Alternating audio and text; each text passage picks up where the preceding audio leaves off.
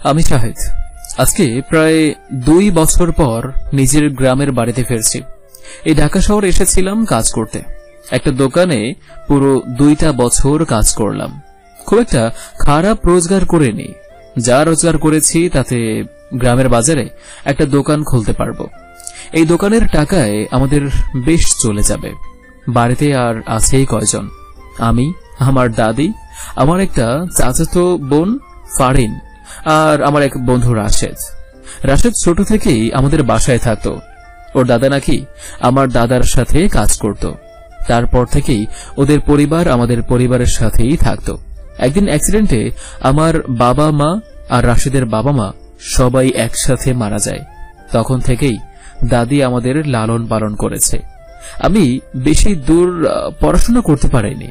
ভেবেছিলাম আমার চাচাতো বোন ফারিনকে ভালো করে পড়াশোনা করাবো, কিন্তু এই মেয়ে তো এত ভালো না। বাবা মা বেঁচে থাকতে যে ওর আর আমার বিয়ে ঠিক করেছিল, ও সেটা নিয়েই পড়ে আছে। যাই হোক, গ্রামে এসে রাস্তায় নামতেই দেখি ফারিন আর রাশেদ আমাকে নেওয়ার জন্য অপেক্ষা করছে। আমি নেমে ওদেরকে বললাম, কিরে, তোরা এখানে কি করছিস? আমি কি একা আমার বাড়ির রাস্তা চিনি না নাকি? আরে বন্ধু, তুই একা যাবি কেন? আমরা আছি না, দে দে তোর ব্যাগ দে। আচ্ছা ঠিক আছে, চল। দেখেছো রাশেদ ভাইয়া, কেউ তো আমাকে খেয়ালই করছে না। তোকে খেয়াল করার মতো বিশেষ কিছু আছে কি? 2টা বছর পর বাড়ি ফিরেছ, এখনো কি আমার সাথে একটু ভালোভাবে কথা বলা যায় না? ঠিক আছে মহারানী, চলুন বাড়ি যাই। এখন কিছু বললেই তো আবার দাদির কাছে নালিশ করে দেবেন যে শাহেদ ভাই এই করেছে, শাহেদ ভাই ওই বলেছে। তার কোনো দরকার নেই। আমি তোর সাথে গায়ে পড়ে ঝগড়া করতে চাই না।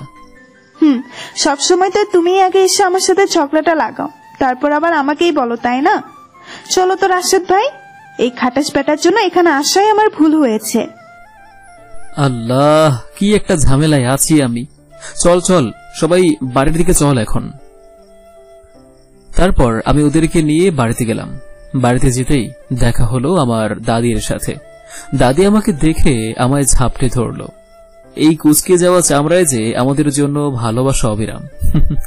এই হাত দুটো দিয়ে কাজ করে আমাদেরকে আজ এত বড় করেছে। দাদি আমাকে জড়িয়ে ধরে কাঁদতে লাগলেন আর আমাকে বললেন, ভাই আমার, এতদিন কই ছিলি তুই? এই বুড়ি দাদির কাছে আসতে এত দেরি কেন করলি তুই? তুই আসতে আসতে যদি আমি মরে যেতাম, তাহলে তো আমি তোকে শেষ দেখাটাও দেখতে পেতাম না রে ভাই। ধুর দাদি, কি যে বলো তুমি। তোমার হচ্ছে কই মাছের জান, এত সহজে তুমি মরবে না বুড়ি। যেদিন হুট করে মারা যাব তখন বুঝবি তুই। খালি আমাকে রেখে এদিক ওদিক ছুটে বেড়াস। এখন চোখের পানি মুছো আর আমার সাথে ঘরে চলো। কি রান্না করেছো আমার জন্য? তোর পাগলি হবু বউ কি আর আমাকে রান্নাঘরে যেতে দেয় রে? সে তো নিজেই রান্না বান্না করে। আজকে তুই আসবি বলে তোর পছন্দের মাছ আনিয়ে রান্না করেছে, আবার কত রকম ভর্তা করেছে। ঘরে চল আগে, খেতে বসলে তো দেখতেই পাবি। ধুর দাদি, কি বলো এগুলো? ও তো আমার বোন হয়। এই খবরদার, আমাকে বোন বলবে না তুমি। তোর খবরদার নিয়ে তুই বসে থাক, আমি গেলাম ভেতরে। দাদি, আমার লুঙ্গি আর গামছা দিয়ে যাও, আমি পুকুর পাড়ে যাচ্ছি। তারপর আমি চলে গেলাম পুকুর পাড়ে। একটু পরে দাদি এসে লুঙ্গি দিয়ে গেল। আমি গোসল করে রুমে গেলাম। খালি গায়ে আয়নার সামনে দাঁড়িয়ে আছি। ঠিক তখনই হঠাৎ ফারিন আমার রুমে ঢুকে গেল। এসেই আমার পিঠে একটা চিমটি কেটে হাসতে লাগলো। আমি ওকে বললাম, এই শয়তান মেয়ে, অনুমতি না নিয়ে আমার রুমে ঢুকেছিস কেন? হ্যাঁ, এদিকে আমি তোমার মনে ঢুকতে চাই, আর তুমি এখন আমাকে অনুমতি নিয়ে ঘরে আসতে বলছো? তো কি বলবো? আমার অনুমতি ছাড়া আমার রুমে আসবি না একদম। কেন আসবো না? 100 বার আসবো আমি। ফারিন, তোর এখনো বিয়ে হয়নি, আর তুই এভাবে আমার রুমে যখন তখন চলে আসলি, ব্যাপারটা কেমন দেখায় না বলতো? তো আমি তো বলিনি আমাকে এভাবে রেখে দিতে। আমি তো কবেই বলেছি যে আমায় বিয়ে করে নাও। কি আশ্চর্য, আমি তোকে বিয়ে করতে যাব কেন? ভুলে যেও না যে বড় মা আর বড় বাবা তোমার সাথে আমার বিয়ে ঠিক করেছিলেন। ওনারাই যখন নেই তাহলে ওনাদের ঠিক করা বিয়ে দিয়ে আর কি হবে? তুমি এভাবে বলতে পারলে আমাকে? না বললে তো তুই মানতে চাইছিস না, বোঝেও না বোঝার ভান করছিস। তাহলে আমার কি করণীয়? আমাকে বিয়ে করতে তোমার সমস্যা কোথায় শুনি? সমস্যা আছে, এত কথা বলতে চাচ্ছি না এখন, যা এখান থেকে। তোমাকে বেশি ভালোবাসি তো, তাই তুমি আমার মূল্যটা বুঝতে পারছো না। যখন আমাকে হারাবে তখন ঠিকই আমার মূল্য বুঝতে পারবে।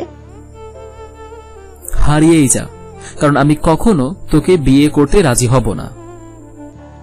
আজকে আমায় এভাবে কান্না করিয়ে কাজটা ভালো করলে না তুমি। আমি তোকে কাঁদাতে চাইনি, তুই এমন কিছু কথা শোনার জন্যই এসেছিলি, তাই তোকে কাঁদতে হলো। বাহ দাদি, আমাকে সারা জীবন তোমাকে পর হিসেবে পাওয়ার স্বপ্ন দেখিয়ে আসলো, আর তুমি আজকে আমাকে এভাবে। চুপ কর, ভালো লাগছে না এসব। কি জন্য এখানে এসেছিস সেটা বল। খাওয়ার জন্য ডাকতে এসেছিলাম, তাড়াতাড়ি খেতে এসো। তুই যা, আমি আসছি। আমার কথা শুনে ফারিন চোখে পানি নিয়েই চলে গেল। আমি বুঝতে পারছি যে ফারিন আমাকে ভালোবাসে, কিন্তু কেন যেন আমি এই ভালোবাসাটা মেনে নিতেই পারছি না। হয়তো ফারিন সত্যি কথাই বলেছে, বেশি ভালোবাসা মানুষ সহ্য করতে পারে না। এসব ভাবা বন্ধ করে আমি খেতে গেলাম। গিয়ে দেখলাম ফারিন সেখানে নেই। আমি দাদিকে জিজ্ঞেস করলাম, দাদি, ফারিন কোথায় গেল? তুই নাকি ওকে কি বলেছিস, তাই রেগে কান্না করতে করতে বেরিয়ে গেল। কোথায় গেল? কোথায় আর যাবে, গেলে তো ওর বান্ধবী ঈশিতাদের বাসাতেই যাবে। ও আচ্ছা, ঠিক আছে। ফারিন খেয়েছে? তোর এমন ব্যবহারের পর কি ওর গলা দিয়ে খাবার নামার কথা? দাদি, আমি কি এমন বলেছি বলো তো? সেটা তো তুই ভালো জানবি, আমাকে জিজ্ঞেস করার কি আছে? এত কথা জানি না আমি। ফারিন আমাকে বিয়ে করতে চাই কেন বলো তো? কারণ ছোট থেকেই ও তোকে স্বামী হিসেবে মেনেছে। তাছাড়া তোর বাবা মাও তো তোর সাথে ফারিনের বিয়ে ঠিক করেছিল। তারা তো বেঁচে নেই দাদি, তাহলে তাদের কথা ধরে রেখে আমি শুধু শুধু আবার এমন একটা অনিশ্চিত জীবনে ওকে কেন ডেকে আনবো? আজকে তোর বাবা মা বেঁচে থাকলে এমন বলতে পারতি তুই? বাবা মা বেঁচে থাকলে তো আর আমার জীবনটা এমন অনিশ্চিত হতো না, তাই না? তাই তখন আমি অবশ্যই ফারিনকেই বিয়ে করতাম। শোন ভাই, আমি ভেবেছিলাম তোর কাছে তোর মরা বাবা মায়ের কথার অনেক মূল্য আছে, তাই ফারিনকে সারা জীবন বলে এসেছি যে সাহেব তোর বর হবে। তোর চিন্তাধারার যে এমন পরিণতি হবে তা আমি জানতাম মামি, তাহলে কখনো ফারিনের সামনে তোকে নিয়ে একটা কথাও বলতাম না। দাদি, তুমি আমাকে ভুল বুঝছো। আমি খুব ভালো একটা ছেলে দেখে ফারিনের বিয়ে দিয়ে দেব। সে কাজ তোকে করতে হবে না, এই কাজ আমার, আর আমার কাজ আমি করে নেব। দাদি, তুমিও আমার সাথে।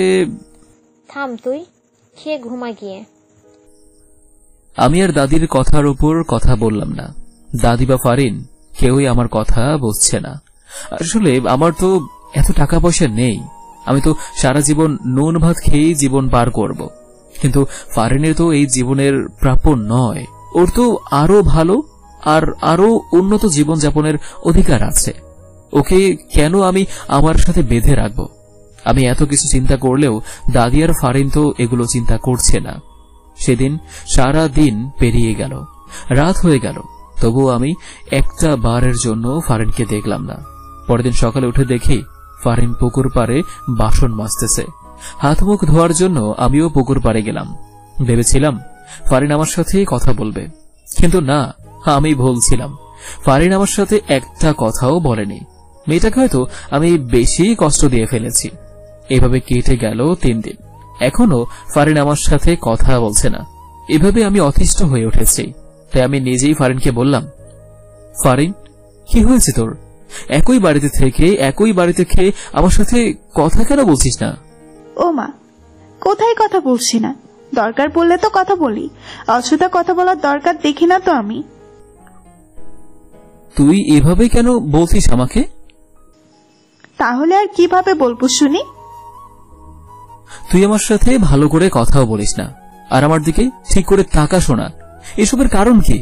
তুই তো এমন ছিলি না। আমি যেমন ছিলাম তেমন তো তোমার পছন্দ হয়নি।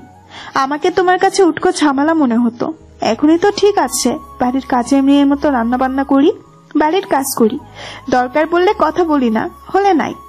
এমনই তো উচিত। আমি কি কখনো তোকে কাজের মেয়ের মতো খাটতে বলেছি? হ্যাঁ, সব সময় সব কথা বলতে হয় না। আজকে তোমার টাকা খাই পুরি বলে তুমি আমায় সেদিন এত কথা শোনাতে পেরেছিলে। আমার বাবা মা বেঁচে থাকলে তুমি কোনোদিনই আমার সাথে এমন ব্যবহার করতে পারতে না। তুই আর দাদি কেউই আমার কথা বুঝতে চাইছিস না। আমি তোদেরকে বোঝাতে ব্যর্থ। কি বুঝাবে তুমি? হ্যাঁ, কি আর বুঝাবে আমাকে? দেখ ফারিন, আমি চাই না তোকে সারা জীবন এমন কাজ করে এমন একটা সাদাসিধে জীবন পার করতে হোক। আমি চাই যে তুই ভালো একটা ঘরে রাজরানীর মতো থাক। আমি তো রাজরানী হতে চাইনি শাহেদ। আমি তো এই সাদাসিধে জীবন থেকে বের হতে চাই না। তাহলে কেন তুমি আমাকে দূরে সরিয়ে দিচ্ছ? তুই না চাইলেও আমি চাই। আমি চাই তোকে একটা ভালো আর উন্নত জীবন দিতে। সত্যি করে বলো তো, এটাই আসল কারণ কিনা? নাকি তুমি শহরে গিয়ে সেখানকার কোনো মেয়ের প্রেমে পড়ে আমাকে দূরে সরিয়ে দিতে চাচ্ছ? তুই কি পাগল হলি ফারিন? আমি শহরে গিয়েছিলাম আমাদের চারজনের জীবন মান উন্নত করতে, আর মেয়ে দেখতে নয়। তাহলে আমায় বিয়ে করতে তোমার সমস্যা কি? সমস্যা আছে। বেশ, তাহলে থাকুক সমস্যা। গেলাম আমি। রান্না বসাতে হবে আমায়। ফারিন দাঁড়া, শোন আমার কথা। ফারিন আর দাঁড়ালো না, ঠোঁট চেপে কান্না লুকিয়ে চলে গেল আমার সামনে থেকে। ফারিনের চোখের পানি দেখে আমার বুকটা হাহাকার করছে, তবুও কেন যেন আমি কিছু করতে পারছি না। পরের দিন দুপুরে গোসল করে বসেছিলাম, তবুও কেউ ভাত দিচ্ছে না দেখে আগে দাদির রুমে গেলাম, কিন্তু দাদিকে পেলাম না। তাই ফারিনের রুমের দিকে গেলাম। গিয়ে দেখি ফারিন গা থেকে ভেজা কাপড় খুলে অন্যদিকে ঘুরে ব্লাউজ পেটিকোট পরছে। এই দৃশ্য দেখে তো আমার চক্ষু চড়ক গাছ, তবু আমি এই মায়াবতীর দিক থেকে চোখ সরাতে পারছি না। এদিকে ফারিন ব্লাউজ পেটিকোট পরা শেষে শাড়িও পরে নিয়েছে। আল্লাহ, আমার ভেতর কেমন যেন করছে। তারপর আমি কোনো কথা না বলে বাইরে চলে আসি। সেদিন আর ভাত আমার গলা দিয়ে নামেনি। এসবের ভিড়ে কেটে গেল আরো 1 মাস। এখন আমি বাজারে একটা মুদির দোকান দিয়েছি। দোকান বেশ ভালোই চলছে। একদিন দাদি আমাকে বলল, শাহেদ, তোর সাথে আমার কিছু কথা আছে। হ্যাঁ দাদি বলো, আমি আবার খেয়েই দোকানে যাব। আমি ফারিনের জন্য ছেলে দেখেছি। কি? কার জন্য? কার জন্য আবার কি? তোর জন্য বা রাশেদের জন্য তো আর কোনো ছেলে দেখবো না, তাই না? ফারিনের জন্য দেখেছি। না মানে তাই তো, আমার জন্য তো আর ছেলে দেখবে না। তা কোন ছেলেকে পছন্দ করলে তুমি? তোর পছন্দ হবে, সমস্যা নেই। তুই তো সব সময় চাইতি ফারিনকে ভালো একটা বড়লোক ঘরে বিয়ে দিতে, তাই আমি এই এলাকার চেয়ারম্যান আব্দুল মতিনের ছেলে রাসেলকে ফারিনের জন্য পছন্দ করেছি। কিন্তু দাদি, রাসেলের তো আর একবার বিয়ে হয়েছিল। তাতে কি হয়েছে? ওর প্রথম বউ তো কবেই চলে গেছে, আর চেয়ারম্যান সাহেব নিজে বলেছেন ফারিনের কথা। আমি আর মানা করব কেন? ও ভালোই তো। তা রাসেল রাজি হয়েছে তো?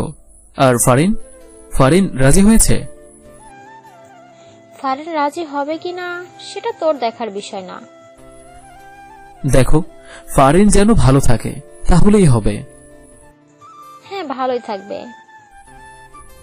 বলেই দাদি নিজের ঘরে চলে গেল। আমি আমার মতো খেয়ে বাজারে চলে গেলাম দোকান খুলতে। দোকানে অনেকেই বসেছিল। তখন রাসেলও আসলো। ছেলেটা বড্ড উচ্ছৃঙ্খল, বয়স কম হলেও বিয়েটা অনেক আগেই করেছিল।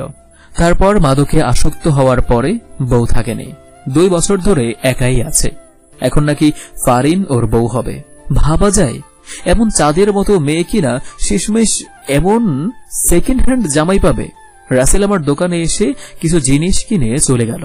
আমি ভেবেছিলাম যেহেতু ফারিনের সাথে ওর বিয়ের কথা হচ্ছে, তাহলে ও নিশ্চয়ই আমার সাথে কথা বলবে। কিন্তু এটা কোন ধরনের ভদ্রতা হলো? আমি কিছু না বলে বাসায় গেলাম। বাসায় যাওয়ার পরে দেখলাম যে ফারিন পুকুর পাড় থেকে শাক পাতা তুলছে। আমি গিয়ে ফারিনকে বললাম, ফারিন, তুই নাকি রাসেলকে বিয়ে করছিস? আমি কাকে বিয়ে করছি না করছি এটা দেখার দায়িত্ব তো তোমার না। তোমাকে তো আর বিয়ে করছি না, সেটাই অনেক। আমি কিছু জিজ্ঞেস করলি তোরা এমন রাগে গজগজ করিস কেন রে? তুমি এমন অদ্ভুত প্রশ্ন করো যে আমার এমন উত্তর ছাড়া আর কোনো উত্তরই মাথায় আসে না। আচ্ছা বল না, তুই কি রাসেলের সাথে বিয়ে করতে রাজি হয়েছিস? রাজি হব না কেন আবার? ভালো ছেলে, পরিবার বেশ সম্ভ্রান্ত। তুমি তো এমন টাকাওয়ালা ছেলের কাছেই আমায় বিয়ে দিতে চেয়েছিলে, তাই রাজি হয়ে গেলাম আমি। ও, তাহলে তো ভালোই। তা বিয়ের দিন তারিখ কিছু ঠিক হয়েছে? সেসব আমাকে না জিজ্ঞেস করে দাদিকে জিজ্ঞেস করো। আজাইরা সময় নষ্ট করতে আসছে এখন আমার সামনে। বলেই ফারিন চলে গেল। আমি মাথা নিচু করে বাসায় চলে আসলাম। কেন যেন বুকটা খালি খালি লাগছে, কিন্তু এই খালি লাগার কারণ আমি জানি না। এই ঘটনার 2 দিন পর আমি সকালে উঠে দাঁত ব্রাশ করছিলাম। তখন খেয়াল করলাম ফারিন আপন মনে নিজের কাজ করছে। মেয়েটা এত সুন্দর যে কি বলবো। ফারিন রান্না করছে আর ঘেমে একদম একাকার হয়ে গিয়েছে। রুটি বানাচ্ছে বসে বসে। এদিকে ওর চুলগুলো খোপা খুলে বেরিয়ে এসে ওর নাকে মুখে এসে পড়ছে। হাতে আটা লাগা ছিল, তাই চুলগুলো সরাতেও পারছে না। এটা দেখে আমি হেসে দিলাম, আর তারপর মুখটা ধুয়ে এসে ওর কাছে গিয়ে বসলাম। আমি ফারিনকে জিজ্ঞেস করলাম, কিরে, দাদি কোথায় আজকে? আজকে দাদির শরীর তেমন ভালো না, তাই শুয়ে আছে। ও ভালো তো। তা তোর রাসেলের সাথে কথা হয়? তুমি এখান থেকে যাও তো শাহেদ ভাই। তোমার এসব নুন মাখানো কথা এখন আমার একদম সহ্য হচ্ছে না। এমনিতেই গরম, তার উপর চুলগুলো গেছে খুলে। এখন যদি তুমিও নুন মাখানো কথা শুরু করো তাহলে ব্যাপারটা আমার কাছে অসহ্য হয়ে উঠবে। তাই নাকি? আসছে রে আমার রাগী ওয়ালি। দেখো শাহেদ ভাইয়া, এবার কিন্তু বেশি বেশি। ফারিন আরো কিছু বলতো, কিন্তু আমার কাজ দেখে আর কিছু বলতে পারেনি। ফারিন হাত উঁচু করে আমাকে ধমকে ধমকে কথাগুলো বলছিল। এমন সময় আমি ফারিনের হাতটা নিচে নামিয়ে দিয়ে নিজের হাতে ওর গালে লেগে থাকা চুলগুলো কানের পিছনে গজে দিলাম। ফারিন তো আমার এই কাণ্ড দেখে লজ্জায় মাথা নিচু করে নিল। আমি ফারিনের থুতনিতে ধরে ওর মুখটা উঁচু করলাম। ফারিন এখনো নজর নিচু করেই রেখেছে। আমি বললাম, ফারিন, আমার দিকে তাকা। তুমি যাও এখান থেকে, আমার কাজ আছে। এখনই দাদি উঠে যাবে। আমাকে বিয়ে করার জন্য যেই মেয়ে এতদিন হেদিয়ে মরত, সেই মেয়ে নাকি এখনো আমার চোখের দিকেই তাকাতে পারে না? হ্যাঁ, এই যাও এখান থেকে। কিছু বলি না বলে বেশি পার পেয়ে গেছো তুমি। সরো এখান থেকে, সরো বলছি। ফারিন এক ঝটকায় আমার হাতটা ওর মুখ থেকে সরিয়ে কথাগুলো বলল। আমি বুঝতে পারছি যে ফারিন এই বিয়েতে রাজি না, কিন্তু এখন যে ফারিনের দূরে যাওয়াটা আমি মেনে নিতে পারছি না। কি করব আমি? আমি যে এই ফারিনকে ভালোবেসে ফেলেছি, এই কথা আমি ওর কাছে কিভাবে স্বীকার করব? আমি যদি দাদির কাছে আমার কথাগুলো বলি, তাহলে কি দাদি ফারিনের বিয়ে বন্ধ করে দেবে? হয়তো তাই। আচ্ছা, আমি আগে দাদির কাছে যাই। মনে মনে এসব ভেবে গেলাম দাদির রুমে। গিয়ে দেখি দাদি ঘুমাচ্ছে। দাদিকে ডেকে বললাম, দাদি, ফারিনের বিয়ে রাসেলের সাথে দিতে হবে না। আমি ঠিক করেছি যে ফারিনের বিয়ে আমি রাসেলের সাথেই দেব, আর একটা কথাও আমি শুনতে চাই না। সর এখান থেকে। সারা জীবন তোর অবহেলা পাওয়ার চেয়ে ওখানে বিয়ে হওয়া ঢের ভালো। আরে আমার কথাটা তো শোনো তুমি। তোর কোনো কথাই আমি শুনতে চাই না শাহেদ। আমার শরীর ভালো না, যা এখান থেকে, আমায় ঘুমাতে দে। আমি আর কিছুই বলতে পারলাম না দাদিকে। 4 থেকে 5 দিন পর আমি জানতে পারলাম দাদি নাকি 2 দিনের মধ্যেই ফারিনকে বিয়ে দিয়ে দেবে। তাই জানতে পারার সঙ্গে সঙ্গে সেদিনই আমি ফারিনকে বললাম, ফারিন, তুই এই বিয়েটা করিস না প্লিজ। কেন করব না? তাহলে কি সারা জীবন কুমারী থাকবো নাকি আমি? আমি তোকে ছাড়া থাকতে পারবো না ফারিন, একটু আমার কথাটা বোঝার চেষ্টা কর। এই কথাটাই আমি অনেকবার তোমাকে বোঝানোর চেষ্টা করেছিলাম, তুমি বুঝেছিলে আমার কথা? আমি ভুল করেছি ফারিন, দাদি 2 দিনের মধ্যে তোর বিয়ে দিয়ে দেবে। আমার কি হবে রে ফারিন, একবার ভাব তুই। আমি আর ভাবতে ইচ্ছুক নয়, যাও এখান থেকে। ফারিনের কাছ থেকে এমন উত্তর শুনে আমি আরো ভেঙে পড়লাম। ঠিক করলাম ফারিনকে ছাড়া এখানে থাকার চেয়ে আমি চলে যাব শহরে। তাই পরের দিন রাশেদকে ডেকে দোকানের সব হিসাব নিকাশ বুঝিয়ে দিয়ে আমি ব্যাগ নিয়ে বাস স্টেশনে গেলাম। একটু পরেই সেখানে দাদি আর ফারিনও চলে আসলো। আমি ওদেরকে দেখে অবাক হয়ে গেলাম। এক নজর রাশেদের দিকে তাকালাম। রাশেদ, দাদি, ফারিন সবাই হাসছে। আমি দাদির দিকে তাকিয়েছিলাম। তাই দাদি বলল, কোথায় যাও শাহেদ ভাই? তোমার বউ নিয়ে যাবে না? আমার বউ মানে? কেন, এই ফারিন তোমার কে হয়? ওকে রেখেই চলে যাবে? ওকে তো ওই চেয়ারম্যানের ছেলে রাসেলের সাথে বিয়ে দিয়ে দিচ্ছ, তাহলে আবার আমার কাছে কেন এসেছো তোমরা? আসলে বন্ধু, এইটা তো তোমাকে ফাঁদে ফেলার জন্য আমাদের পরিকল্পনা ছিল, যাকে বলে ওই মাস্টার প্ল্যান আর কি। কি মানে কি এসবের? মানে তুই যে ফারিনকে এভাবে এড়িয়ে চলতি, সেটা আমাদের কারোরই নজর এড়ায়নি।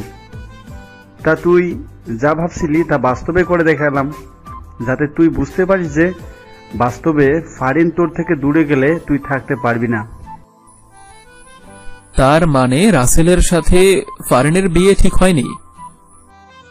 আরে গাধা, বিয়ে ঠিক হলে কি ফারিনের জন্য একটা শাড়িও কিনতাম না আমরা? এইটুকু চাল ধরতে পারলি না তুই? তোমরা চুপ করো। আমি ফারিনকে ভালোবাসলেও ফারিন আর এখন আমাকে ভালোবাসে না। তাই তোমরা যত যাই বলো, আমি শহরে চলেই যাব। আশ্চর্য তো মানুষ তো। দাদি জিজ্ঞেস করো যে আমি কবে বলেছি আমি তাকে ভালোবাসি না, উল্টো সে আমাকে বলেছে যে সে আমাকে ভালোবাসে না। এই, তোকে আমি এই জীবনে কোনোদিন ভালোবাসার কথা বলেছি? বলেনি তো কি করেছো? শোনো দাদি, কালকে তোমার নাতি আমার রুমে এসে আমার হাত ধরে আমাকে বলেছে যে সে আমাকে ছাড়া থাকতে পারবে না। থাকতে পারবো না বলেছি, কিন্তু ভালোবাসি বলিনি আমি। তাই তো এখন আমাকে ভালোবাসি না বললে আমি বিয়ে করব না, ওই রাসেলকেই যে কোনো ভাবে বিয়ে করব, তাও তোমাকে বিয়ে করব না আমি। এই যা তো, তুই বিয়ে না করলে কি হবে আমার? হ্যাঁ, দাদি আমার জন্য তোর চেয়েও ভালো মেয়ে এনে দেবে, তাই না দাদি? কথা শেষ করে আশেপাশে তাকিয়ে দেখে দাদিও নেই, রাশেদও নেই। ওরা দুজন ক্ষেতের পাশের রাস্তা ধরে অনেকটুকু চলে গিয়েছে। এটা দেখে আমি আর ফারিন প্রথমে অবাক হলেও পরে দুজনেই হেসে দিলাম। তারপর ফারিন আমাকে জড়িয়ে ধরল। আমি বললাম, কিরে, এমন রাস্তার মধ্যে জড়িয়ে ধরলি কেন? মতলব কি তোর? মতলব তো অনেক কিছু, কিন্তু সবকিছুর আগেই আমায় ভালোবাসি বলো। এখন না, আগে বিয়েটা হোক, একদম বাসর ঘরে গিয়ে বলবো। বাসর রাতে আগে ভালোবাসি বলবো, তারপর চুমু খাবো, আদর করব, আরো কত কিছু। যা ফাজিল, ছাড়ো আমাকে, চলো বাসায় যেতে হবে। এরপর আমরা বাসায় চলে গেলাম। বাসায় গিয়ে সবাই মিলে বিয়ের একটা দিন স্থির করলাম। নির্ধারিত দিনে গ্রাম্যভাবেই আমাদের বিয়েটা হয়ে গেল। বাসর রাতে আমাকে আর ফারিনকে ঘরে ঢুকিয়ে দিয়ে গেল পাড়ার কিছু মেয়েরা। আমি ঘরে গিয়ে ফারিনের সামনে হাঁটু গেড়ে বসে বললাম, ফারিন, আই লাভ ইউ, আমি তোকে ভালোবাসি। আই লাভ ইউ টু, আমিও তোমাকে ভালোবাসি। বলতেই আমি ফারিনকে কোলে তুলে নিয়ে বিছানায় গেলাম। তারপর ফারিনের কপালে একটা উষ্ণ চুমো খেলাম। মেয়েটা লজ্জায় মিলিয়ে গিয়েছে। আমি ওর মুখটা উঁচু করে ওর ঠোঁটে ঠোঁট বসিয়ে দিলাম। তারপর অনবরত ওর পুরো শরীরে চুমো খেতে লাগলাম। আস্তে আস্তে আমরা হারিয়ে গেলাম ভালোবাসার রাজ্যে।